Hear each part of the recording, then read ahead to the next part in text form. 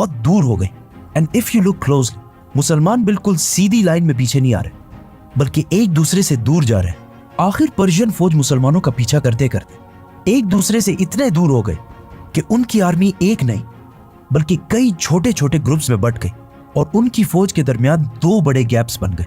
और इसी टाइम का खालिद बिन वलीद इंतजार कर रहे थे। एंड नाउ अचानक खालिद बिन वलीद अपने घुड़सवारों को लेकर इन 2 गैप से आगे बढ़े और पर्शियन फौज के सेंटर को घेर लिया और आहिस्ता आहिस्ता उन्हें क्रश करने लगे और फिर इसी तरह बाकी फौज को भी क्रश कर दिया। पर्शियन फौज की पिछली लाइन ने देखा कि वो ये जंग हार चुके हैं, तो वो जंग छोड़कर भागने लगे। लेकिन एज वी नो, उनका आर्मर हमेशा बहुत भारी होता था, तो ज्यादा दूर जाने से पहले ही मुसलमान उन तक पहुंच गए और उन्हें भी खत्म कर दी। और इस तरह पर्शियन एम्पायर की एक और बहुत बड़ी फौज खालिद बिन वलीद ने क्रश कर दी।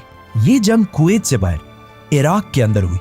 मतलब अब मुसलमान कुवैत को फतह करने के बाद ईरान के दूसरे बड़े प्रोविंस इराक में एंटर हो चुके थे। अब यहां से आगे बढ़ना थोड़ा मुश्किल था, क्योंकि इराक और मदीना एक दूसरे से बहुत दूर थे और इराक में मुसलमानों की फौज को अपने हेडक्वार्टर मदीना से बार बार कम्युनिकेट करने में बहुत मुश्किल हो रही थी। इसीलिए यहां से आगे बढ़ने से पहले खालिद बिन वलीद ने इसी इलाके को अपना नया हेडक्वार्टर बनाया, क्योंकि इस इलाके में पर्शियंस और अरब दोनों आबाद थे और इन सब का ख्याल था कि मुसलमान इन्हें फतह करने के बाद इनके साथ वही करेंगे जो अब तक दुनिया की बाकी सारी एम्पायर्स करती हैं, मतलब लूट, प्लंडर, रेप।